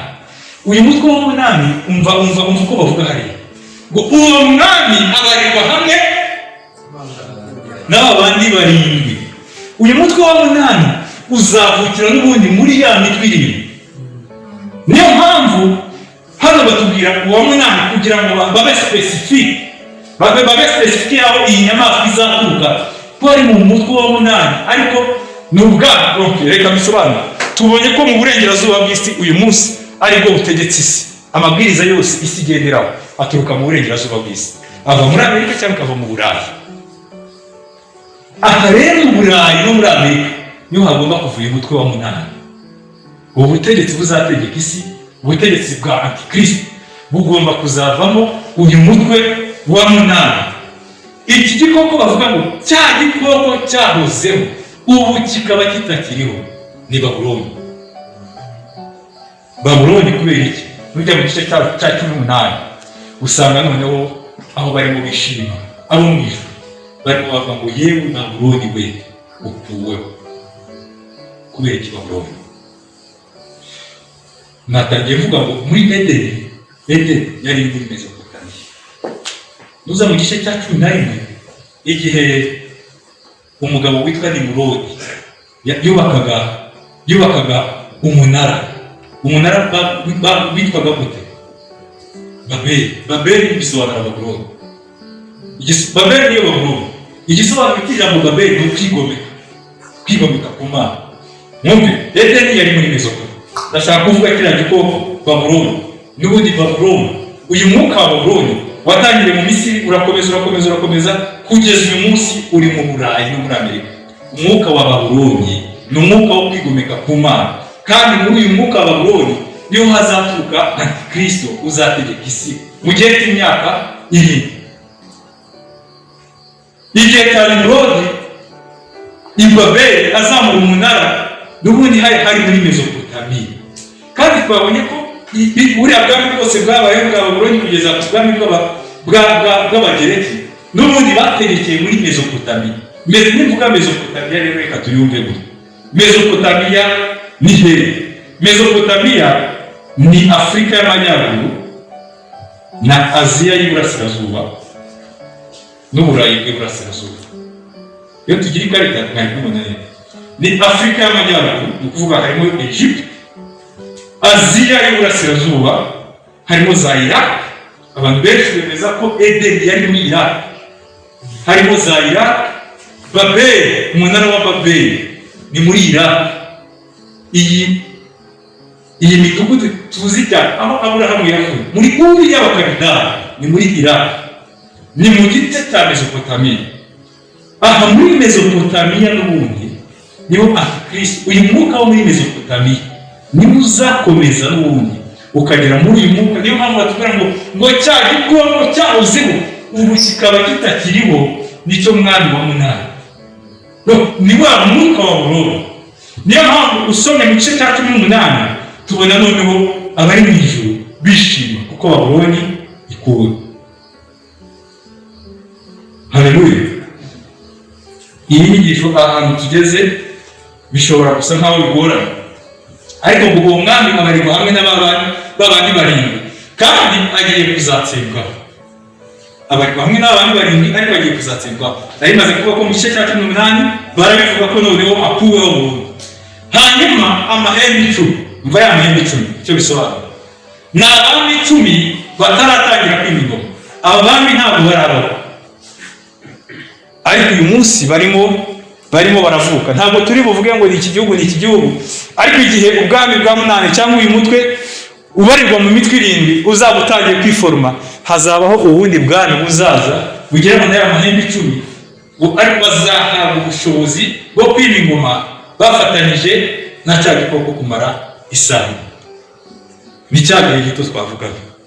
Ubu n'ubundi bwami bugomba kubaho bugera mu mahembe 10 kugira ngo buzasapotinge bufashe cya gikoko bwa bwami bwa munani, ariko buzatuka muri ya mitwe 7 bugufashe gutegeka isi. Igisobanuro cyangwa se igisubizo ushobora kubona aho Antikristo azaturuka ni mu banyamahanga, ntabwo ari muri Israel. Antikristo azaturuka mu banyamahanga, by'umwihariko uburengerazuba bw'isi. Twabonye impamvu uburengerazuba bw'isi nibwo bwasimbuye ubwami bw'Abaroma, buba ubwami cyangwa umutwe wa karindwi. Aha rero niho Antikristo azaturuka. Reka nguhe ibihamya. Tugiye kurebera hamwe ibihamya byerekana ko imyiteguro irimbanyije. Ibihamya byerekana ko imyiteguro ya Babuloni nshya irimbanyije. Jari dufashe kugira ngo twihute. Imyiteguro ya Babuloni nshya irarimbanyije. Hariho ibihamya. Igihamya cyane kwihuse. Iri ni ibendera ry'ibihugu byunze ubumwe by'Uburayi. Iyo witegereje iriya bendera harimo utunyenyeri. Turiya tunyenyeri dushushanya ibihugu bigize Union Européenne. Umubare wa turiya tunyenyeri ungana n'umubare w'ibihugu bigize Union Européenne. Ariko turiya tunyenyeri dusobanura ikamba ry'umwamikazi w'ijuru. Umwamikazi w'ijuru wari ufite ikamba ry'umwamikazi w'ijuru ni umugore witwa Samiramisi. Samiramisi ni nyina wa Nimurodi mu gice cya 11 mu Itangiriro. Uyu niwe wabyaye Nimurodi, kandi Nimurodi niwe wabaye fondateri wa Babuloni. Kandi Babuloni niyo dusoma mu Byahise ibice 18 aho abari mu ijuru bazaririmba bavuga ngo yewe Babuloni ikuweho, irarimbutse. Umubyeyi wabyaye fondateri wa Babuloni niwe wambaraga ririya kamba, yitwa Crown of the Queen of Heaven, ikamba ry'umwamikazi w'ijuru Samiramisi. Kwa yamwize muri Advent, uyu Samiramisi yabyaranye na Nimurodi umuhungu, babyara umuhungu witwa Tamuzi. Samiramisi na Nimurodi yari mama wa Nimurodi, ariko barabyara.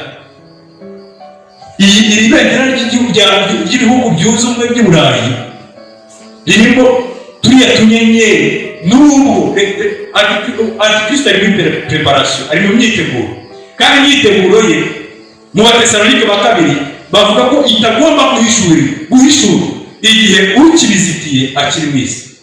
Turaza kwibona igisobanuro cyane.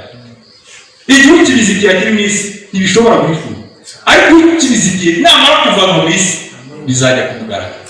Niyo mpamvu uyu munsi biri gukorwa muri secret, n'ibanga rikomeye cyane. Bitegereje ririya bendera wagira ngo utunyenyeri duhagarariye ibihugu bigize umuryango w'Iburayi, ariko turiya tunyenyeri dushushanya ikamba ry'umwamikazi w'i Babuloni. Niya esprit y'Ibabuloni igikomeje mu bihugu by'uburengerazuba bw'isi. Iri bendera babwira ahantu ryemeye yemerejwe i Roma. Traité, amasezerano ya nyuma yemeje ko ibihugu byinjiye mu muryango w'ibihugu by'i Burayi byunze ubumwe yasinyiwe i Roma. Kandi twabonye ko umutwe wa nyuma ni uwuhe? Ni ubwami bw'Abaroma. Habayeho remplacement, habayeho ihererekanya mu bandi.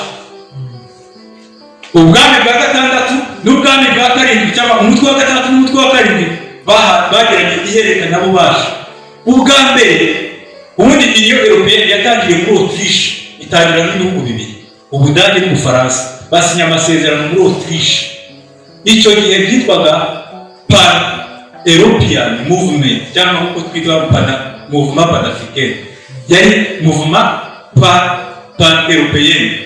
Byari ibihugu bibiri. Nk'uko East Africa itangira, ntabwo twari turi mu Rwanda, Uburundi ntibwari burimo, ejo bundi bakigiye Kongo. Iki gihe rero muri Autriche, i Vienne muri Autriche, basinye amasezerano y'ibihugu byunze ubumwe, ariko hatangira Ubufaransa n'Ubudage.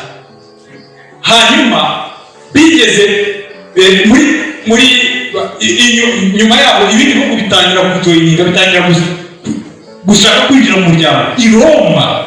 I Roma basinya amasezerano noneho y'ibihugu byose, nibwo byinjiyemo. Ni nabwo hemejwe iri bendera, hanemezwa n'iriya devise. Iriya devise irimo yitwa Unity in Diversity. Bisobanura iki? Ubumwe mu bantu benshi batandukanye. Kandi gahunda ya mbere izatuma Kristo yegereza isi, natangiye kuvuga ikintu cya globalisme. Agomba kubanza guhuza abatuye isi bose, akabagira mu mudugudu. Ni ukuvuga ni ubumwe ariko mu bantu batandukanye. Hazabaho leta imwe muri politiki, hazabaho leta imwe, hazabaho idini rimwe mu gihe cya Antikristo. Ndimo ndavuga ibimenyetso bihamya ko Antikristo agomba kuva mu burengerazuba bw'isi. Hazabaho leta imwe, kandi mu burengerazuba bw'isi niho hari umwuka wa Babuloni. Twabibonye. Hazabaho leta imwe, hazabaho ubukungu, ekonomi imwe, hazabaho religion imwe. Ibintu byose ni unity. Ni abantu batandukanye ariko bafite mission yo gukorera hamwe. Uku gukorera hamwe kutagamije ikintu cyiza, kugamije gukorera uwo bita Rusuferi, cya kiyobo ari we Satani. Ari devise, ari ibendera byemejwe mu masezerano yasinyiwe i Roma. Aha niho ibihugu byose noneho byajoyininze. Ibihugu byose tubona muri Union Européenne niho byajoyininze i Roma, niho basinye amasezerano. Ikindi gihamya kigaragaza ko Babuloni, imyiteguro ya Babuloni nshya irimbanije. Umunara w'i Babeli. Iyi nzu ni Parlement, ni inteko ishinga amategeko ya Union Européenne. Irahitwa Strasbourg mu Bufaransa.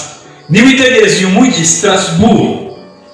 Strasbourg ni umwe mu mijyi iri hagati mu Burayi, muri centre. Nkuko tuvuga Kigali iri hagati mu karere y'u Rwanda, Strasbourg ni umujyi uri hagati, hamwe na Berlin biregeranye. Berlin na Strasbourg ni umujyi uri hagati mu Burayi. Iyi nyubako ntabwo ari ibintu by'ibipapira. Kugira ngo iyi nyubako yubakwe, muzi watanze design ni umudage witwa Peter. Uyu mudage witwa Peter yari umushushanyi, yarashushanyaga, yari umupende. Hanyuma abapropoza ko bagomba kubaka inzu imeze nk'umunara w'i Babeli. Nimwitegereza murabona ko bifite resemblance, birasa. Ntabwo ari ibipapira. Plan yo kubaka inteko ishinga amategeko y'ibihugu by'Uburayi yavuye kwa Peter. Abapropoza kiriya gishushanyo mbonera, abapropoza umunara w'i Babeli. Ndimo ndavuga umwuka wa Babuloni ko wimutse uva mu bihugu by'iburasirazuba wimukira mu bihugu by'iburengerazuba bw'isi. Aha niho tuvuga aho Antikristo agomba guturuka. Niyo Antikristo agomba guturuka, kuko niyo haba umwuka wa Antikristo. Haba umwuka wa Antikristo muri Afurika. Abanyafurika turacyahanyanyaza, twifitiye amadini twemera cyangwa n'ibindi, ariko no kugakiza tugakomera. Reka amabwiriza mu bwenge bukeya nzi cyangwa muri experience nkeya y'ubuzima, naje gusanga ahantu hari amajyambere cyane niho ibyaha bigwira. Ahantu hari civilisation cyane, hari amajyambere cyane, niho ibyaha bigwira. Ahantu hataragera amajyambere haba ibyaha, ariko ntabwo biba bigwiriye cyane nk'ahari amajyambere. Niyo mpamvu uyu mwuka wa Antikristo uri gukora cyane mu gice cy'ibihugu cyangwa mu gice cy'isi cyo mu burengerazuba. Uyu mugabo witwa Peter rero yatanze igishushanyo mbonera agendeye ku gishushanyo yari afite yashushanyije cy'umunara w'i Babeli. Muri iyo Europeye bagiye bubaka neza inzu imeze nk'umunara w'i Babeli. Ikindi gihamya, aha wenda abantu bageze i Burayi bashobora kuba barasura, nta muntu usura Uburayi bareke gusura aha. Hano hari igicaniro cy'Imana yitwa Zeus, Imana y'Abagiriki. Dore ni iki, umuntu wese ugeze i Burayi, nawe ugeze i Burayi ndabizi ko uzagisura. Ni iki gicaniro bakita igicaniro cya Zeus, kandi bakongera bakacyita intebe ya Satani. Iki kintu, iyi mize iri muri Berlin. Navuze ko ni umujyi nawo iyo witegereje neza uri muri centre y'u Burayi. Kandi mwibuke iyi Européenne yatangijwe n'ibihugu bibiri, yatangijwe n'Ubudage n'Ubufaransa. Uyu munsi iyo bicaye mu nama, Ubudage n'Ubufaransa bugafata icyemezo, biragoye ko ibindi bihugu byiyopoza. Biragoye ko ibihugu byiyopoza. Ubudage n'Ubufaransa nibyo bifite ijambo. Kandi intebe ya Satani iri hehe? Iri Berlin. Byanditswe hehe? Ibyanditswe ibice bibiri. Intebe ya Satani iri hehe? Mu mujyi witwa Pergamo. Igihe bandikiraga amatorero, hari itorero ryitwa itorero ry'i Pergamo. Navuze ngo ibintu byose turi gusobanura birahagarara ku ijambo ry'Imana. Iri torero ry'i Pergamo bararishimye, baravuga ngo nubwo intebe ya Satani iri mu mujyi wawe, ariko wakomeje guhagarara ku byiringiro, wakomeje guhagarara ku ijambo, ibyo wizeye, ibyo wiringiye wabikomeyeho. Iyi mize muzi ukuntu yitwa, iyi nzu ndangamurage yitwa Pergamo. Niko yitwa iyi nzu ndangamurage, yitwa Pergamo, iri i Berlin. Niho hari igicaniro cy'Imana Zeus. Iyi Mana iki gicaniro cyitwa kandi intebe ya Satani. Mu yandi magambo, intebe ya Satani iri hehe? Iri mu Burayi. Umwuka wa Satani uri hehe? Umwuka wa Babuloni uri mu Burayi. Umwuka wa Antikristo uri mu Burayi. Umwuka wa Satani uri hose no muri Afurika urahari, ariko umwuka wa Babuloni, reka mbe specific, umwuka wa Babuloni, kandi Babuloni niho hazaturuka Antikristo. Muri uyu mwuka wa Babuloni niho hazaturuka Antikristo. Muri wa mutwe wa karindwi, kandi umutwe wa karindwi twabonye ko ni mu bice, ni igice cy'isi cyo mu burengerazuba. Niho hari uyu mwuka wa Babuloni, bizaturuka he? Mu Burayi. Niho hari intebe ya Satani. Ikindi gihamya, aha tugiye kwihuta. Iri ni itsinda ryitwa Knight Templars. Knight Templars ni abantu bakoze umurimo ukomeye cyane, ni itsinda ry'abantu byakoze umurimo ukomeye cyane mu gihe cy'intambara ya Kuwazari. Intambara ya Kuwazari yahuje abayisilamu n'abakristo. Habayeho ubwicanyi bukomeye ku buryo zabaye intambara ebyiri za Kuwazari. Intambara ya mbere ya Kuwazari, aba bantu bakoze itsinda kugira ngo barwanirire ubwoko bw'Abayuda, kuko ubwoko bw'Abayuda igihe cyose abami bategetse cyane isi bari bafite gahunda yo kurimbura ubwoko bw'Abayuda, uhereye kuri Hamani na Adolf Hitler n'abandi. Bari bafite gahunda yo kurimbura ubwoko bw'Abayuda, ariko Imana iracyabakomeye. Haleluya. Uzagera ku mperuka y'isi, Imana izakomeza kurinda ubwoko bw'Abayuda. Aba bantu rero nabo bagira misiyo yo kugira ngo baproteje ubwoko bw'Abayuda. Misiyo ya mbere bari bafite kwari guproteje ubwoko bw'Abayuda, bakabafasha no gutaha mu gihugu cy'iwabo. Ariko iherezo ryabo ryabaye, batangiye bameze neza, bafite intego nziza, ariko iherezo ryabo ryabaye ribi. Kubera iki? Umwami wo muri Isirayeli wari utegetse icyo gihe, abami bategekaga Isirayeli yabaye igihugu ejo bundi, ariko icyo gihe bashyiragaho abantu. Urugero, umwami Herode ni umwami wategekaga Ubuyuda, ariko akagendera mu mategeko y'Abaroma. Umwami wari w'icyo gihe rero muri Isirayeli yahaye ubutaka iri tsinda rya Knight Templars, abaha ubutaka munsi y'umusozi w'i Golgotha i Yerusalemu. Amaherezo nyuma ibyo baje gusanga bakora, banyaraga ku musaraba.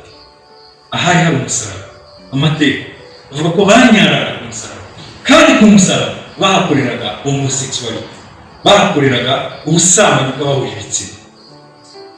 Icyo gihe umwami wari uriho witwa Philippe wo mu Bufaransa, kuko abantu benshi bagize itsinda batangiriye mu Bufaransa, icyo yakoze masaka, yarabishe arabarangiza, kuko isi yari itegetswe na Papa. Ari rero Papa Gregoire wa kane niwe watanze itegeko, barabica barabamara, ariko itegeko ryari rivuye ku mwami wo mu Bufaransa. iri tsinda naryo, ririya tsinda turanye na Templars, ryari rifite umwuka wa Babuloni. Irindi tsinda tubona ni itsinda ubona twumva Illuminati. Ijambo Illuminati riva mu ijambo ry'ubumwe ryitwa Illuminatis. Hanyuma Illuminati ni mu bwinshi, Illuminatus ni mu buke. Reka mbabwire, Illuminati ntikiriho yarara. Illuminati ntikiriho. Aba bantu bavuga ngo kanaka ni Illuminati, kanaka ni Illuminati ntikiriho. Ahubwo igisigaye ideology. Babyita mu Kinyarwanda ingengabitekerezo y'abantu, ariko abo bantu ntibakiriho. Iyi Illuminati yatangijwe n'umugabo witwa Weishaupt Bavaria, wo muri Bavaria umujyi akomokamo. Weishaupt, reka mbabwire, Weishaupt watangije umuryango wa Illuminati yari umujesuite, yari umwihayimana. Kuko mu bajesuite murabizi ko havamo abapadiri, yari umwihayimana. Ariko amaze kureba amakosa y'abapadiri yo muri Kuva, murabizi abapadiri muri Kuva hari ibintu byinshi usanga baba bakora bitari byiza. Hari abo twumva baba batenda babyaye n'ibiki, abishingukamo. Amaze kubishingukamo aba umwigishwa w'umufilozofe w'umufaransa witwa Voltaire. Umufilozofe witwa Voltaire amaze kuba umwigishwa wa Voltaire atangira kumwigisha ibintu byinshi. Noneho uyu mutipe ahita avuga ngo namurikiwe. Illuminati bisobanura uwamurikiwe. Aravuga ngo namurikiwe n'umucyo. Ninde mucyo? Mwibuke tutari Antichrist, umuntu urwanya Kristo ariko yigana Kristo. Rusoferi bisobanura iki? Inyenyeri y'umucyo, umucyo. Yaravuze ngo ndamurikiwe, kandi murikiwe ibintu abandi bantu badashobora kubona. Niho haturutse itsinda rya Illuminati. Illuminati bisobanura uwamurikiwe. Atangira itsinda muri Bavaria, hanyuma iri tsinda, mwumve misiyo y'iri tsinda. Iri tsinda ryari rifite misiyo yo ko-influencer abantu bitwa ko ari abategetsi bakomeye ku isi. Bakaba-influencer kubazana n'impinduka, kubahindura, ariko bakabahindura bashingiye apana ku mafaranga, apana ku mbaraga, mu bitekerezo. Misiyo, kandi niyo mpamvu navuze ngo umwuka wa Illuminati uracyari ni hehe? Ni mu bitekerezo. Uyu munsi abantu bazi ko Illuminati, ariko ni mu bitekerezo. Illuminati ntabwo ikiriho. Iyi Illuminati yabayeho hagati mu kinyejana cya 17. Mu kinyejana cya 17 nibwo Illuminati yabayeho. Uyu munsi ntikiriho, hasigayeho ideology, hasigaye ingengabitekerezo. Ibisobanuro by'iki kirango cya Illuminati harimo ijisho bisobanura kubona kure. Umva, umuntu wamurikiwe aba ari kubona ibintu bidasanzwe. Kandi iri jisho ni ijisho ry'umurikira uwamurikiwe, ni ijisho rya Rusoferi. Kuko Rusoferi kuri bo niwe mwami w'umucyo. Mu gihe twebwe umwami w'umucyo ninde? Kristo yaravuze ngo ni igihe mucyo w'isi. Ariko kubera ari Antichrist arimo kwigana, Rusoferi nawe ni umucyo w'abariya. Iriya jisho rero ni ijisho rya Rusoferi rimurikira umuyoboke uri muri Illuminati. Hanyuma reba ya anti yo kwigereranya cyangwa yo kwishushanya. Iyi piramide ishushanya ubutatu. Ubutatu. Ntitwemera ko Imana ari imwe, ariko iri mu butatu. Urabona ibimenyetso bafite bijya guhura neza n'ibimenyetso cyangwa n'ibyo twebwe twizeye. Ibi ngibi umugambi wishe inyuma y'ibi ngibi ni ya anti twavuze, kwigana kugira ngo wigarurire. Misiyo rero ihari y'aba ngaba, cyangwa misiyo yari ihari, bavuga ko umuntu afite umudendezo wo gukora ibyo ashaka. Niba wumva ushaka gusambana, usambane. Niba wumva ushaka kwica, wica. Niba wumva ushaka kunywa inzoga ugasinda, usinde. Niba wumva ushaka kuba homosexuel, uba homosexuel. Ni uburenganzira bwawe. Si wowe mwuka turimo uyu munsi? Uyu munsi urabwira umuntu ikintu akakubwira ngo uri kumubwira wenda kubera ko uri homosexuel. Ni uburenganzira bwawe. Kandi uwo nguwo iyo ari imbere ya kamera nibo bavuga ngo uriya muntu ari cool, uriya muntu ntabwo afunze umutwe, uriya muntu ntari komplike, ari cool. Isi y'abantu b'iki gihe cyangwa abantu bemewe muri iki gihe ni abantu bari cool, abantu bafite umudendezo, abantu bari freedom, free yo gukora icyo ushaka. Iyi niyo misiyo ya groupe ya Illuminati, ukureka abantu bagahabwa umudendezo. Icyo rusofera kumurikiye gukora gikore. Iri ni itsinda mumbabarire natwe cyane, ni itsinda ry'abafrimason. Iri tsinda ryatangiriye mu Bugereki, mu Bwongereza. Iri tsinda ryatangiye gute? Freemason, ubundi mason ni umwubatsi, icyo bisobanura. Yari kampani y'abubatsi. Aba Freemason nibo batangiye kubaka amakatedrali mu Burayi. Izi nsengero tubona ejo bundi ari katedrali yahiye mu Burayi, murabyibuka dubaye mu myaka ishize. Katedrali yahiye. Izi nsengero y'amakatedrali n'amakatedrali ya kera. I Burayi hari amakatedrali ya kera yubatswe n'itsinda ry'abafrimason. Batangiye bafite gahunda nziza. Ni kampani yatangaga abubatsi, kandi ubwubatsi wo bubaka ibintu bubaka ntabwo bubakaga amazu, bubakaga amakatedrali gusa. Hanyuma Europe imaze kuzura amakatedrali, reka mbabwire, Europe ya mbere yari ifite ububyutse, ariko Europe y'uyu munsi katedrali nyinshi munsi zahindutse night club, zahindutse boîte, utubyiniro. Kubera abakristo barashize, abubatse izo katedrali cyangwa pastor akavuga ati aho kugira ngo mpombe reka mbihindura akabari, ariko nta iwacu bimaze kuhagera. Ariko hariya katedrali nyinshi no muri Amerika zahindutse night club, abantu barabigurisha nk'uko bagurisha inzu bisanzwe. Abafrimason rero batangiye ari kampani yubaka katedrali, ariko Burayi bimaze kugira katedrali nyinshi, akazi karabura, kamaze kubura bishakira akazi. Nibo batangiye nabo kuyoboka imyumvire yari ya ideoloji ya Illuminati, ikomereza muri Freemason.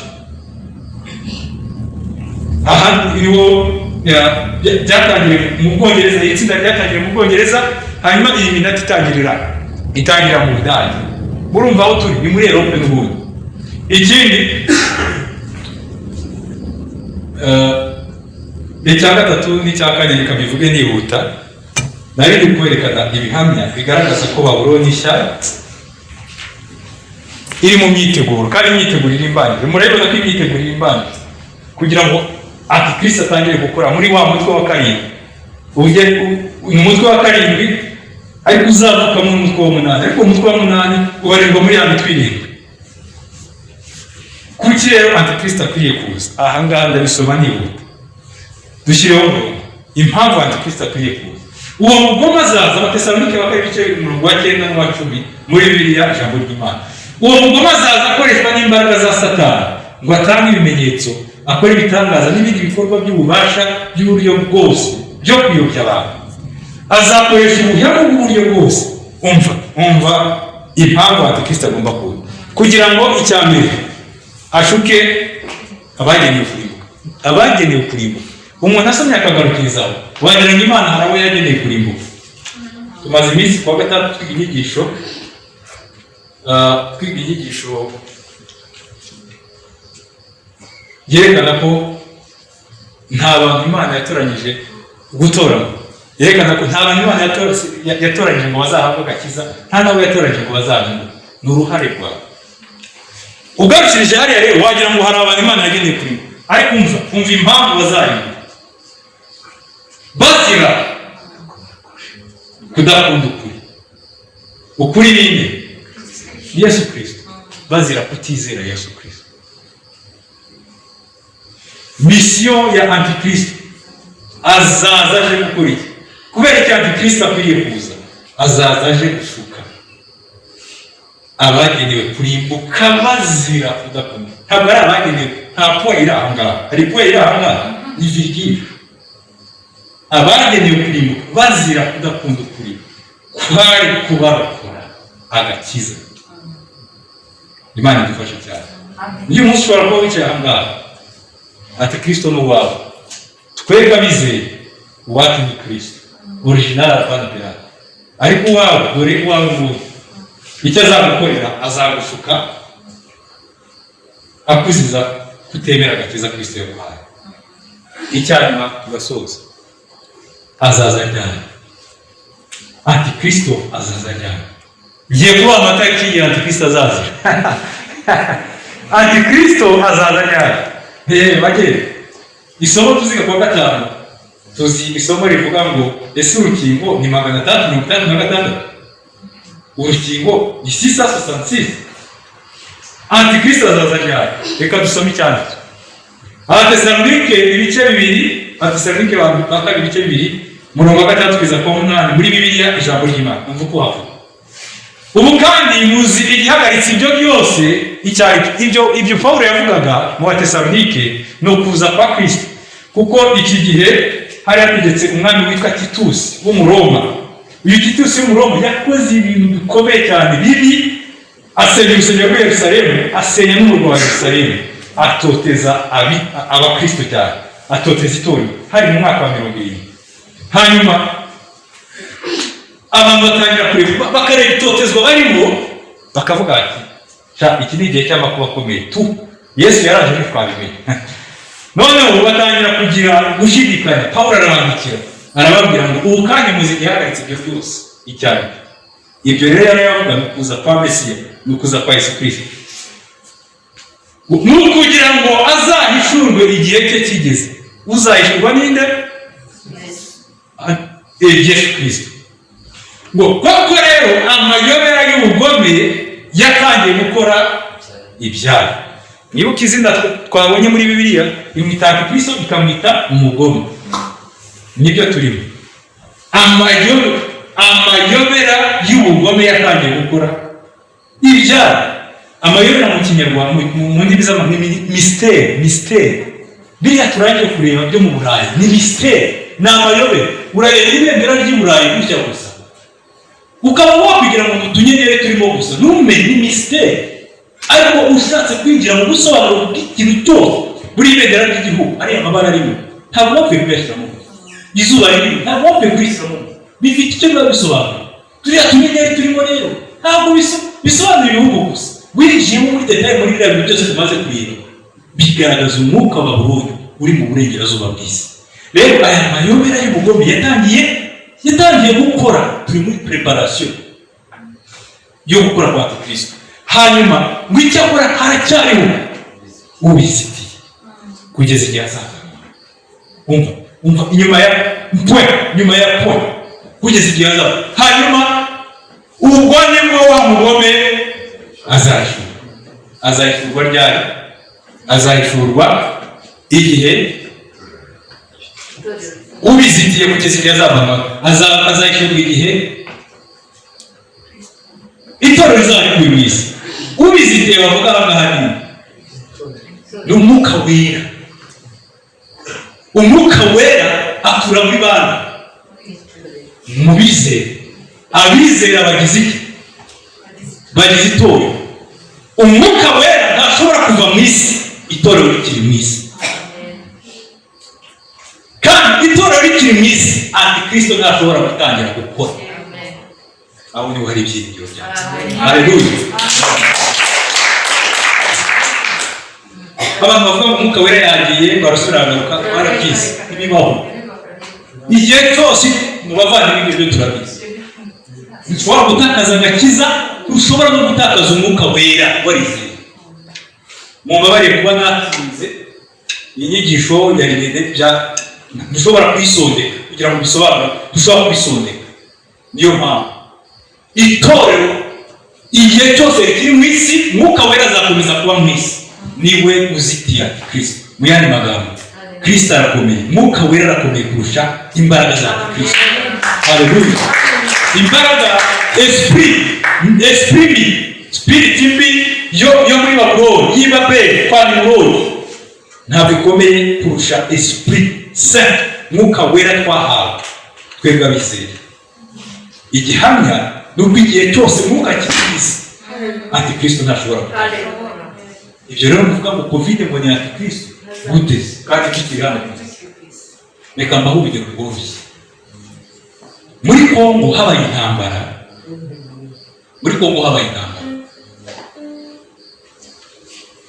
Ikintu cya mbere u Rwanda rugomba gukora. Kongo habaye intambara, ikintu cya mbere guverinoma igomba kubanza gukora, irabanza igakurayo ambasaderi wayo. Igihugu cyose kibaye n'intambara, abambasaderi bo muri icyo gihugu barabanza bagahamagara. Siko bigenda. None twebwe turi abambasaderi bande ba Kristo mu isi. Kugira ngo iyi si yinjire mu makuba akomeye, kuko abambasaderi ba Kristo bagomba guhamagara. Icyo ni igisobanuro cyoroshye kandi cyumvikana. Haleluya. Kugira ngo iyi si yinjire mu ntambara n'amakuba akomeye, nuko ambasaderi ba Kristo bari ku isi. Telefone igomba kubahamagara kandi attention, wisi yagiye kuba danger, antikristo araje, ni muzamuke. Icyo gihe hazaho kujyana. Bibiliya ivuga ngo Yesu niyerekanwa tuzamusanganira, hanyuma tugende kure. Icyo gihe icyumweru cya 69 kizaba kigeze ku iherezo, hanyuma isi yinjire mu cyumweru cya 70 gihwanye n'imyaka 7 y'amakuba akomeye. Nyuma yaho Yesu azagarukana n'itorero ku isi, twimane nawe ingoma y'imyaka 1000. Inyuma y'ingoma y'imyaka 1000, ubundi ingoma y'imyaka 1000 abakozi b'Imana benshi bayita honeymoon. Yesu Kristo azaba ari kumwe n'umugeni. Abantu tugira honeymoon y'ukwezi y'iminsi 5, ariko itorero rizagera honeymoon y'imyaka 1000. Haleluya. Uko Kristo ni umukwe, itorero ni umugeni. Haleluya. Tuzagira honeymoon y'imyaka 1000, hanyuma honeymoon y'imyaka 1000 nishira hazabaho urubanza rwa. Uru rubanza rwa nyuma ruzareba abizeye n'abatarizeye. Abizeye bazacirwa urubanza ku ntebe yitwa Bema, bazacirwa urubanza rw'imirimo bakoze. Uwakoze neza azakomera, azahabwa amakamba. Ari mwumva?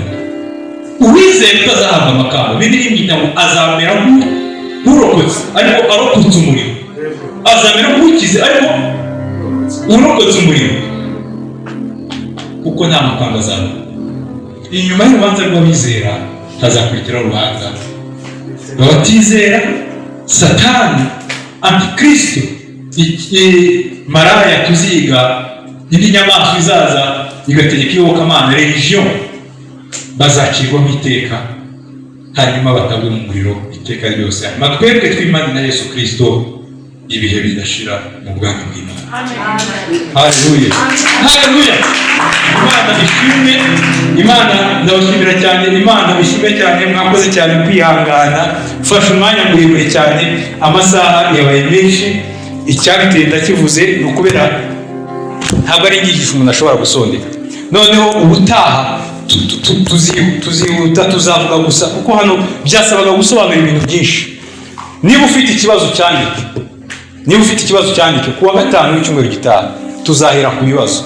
Hanyuma ubutaha nkuko nari maze kubivuga, tuziga inyigisho insanganyamatsiko ivuga ku rukingo rwa COVID-19 hamwe n'ikimenyetso 666. Reka babwire, i Burayi no muri Amerika batangiye kubashyiraho chips, microchips.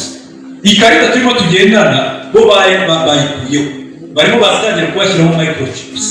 Kandi abarokore benshi bari hari muri Amerika batangiye gusezera akazi. Naho mu Rwanda abantu barimo barandika amabaruwa bavuga ngo turasezeye, ntabwo dushaka kwikingiza. Igihamya cya mbere turakibona, COVID ntabwo ari antikristo.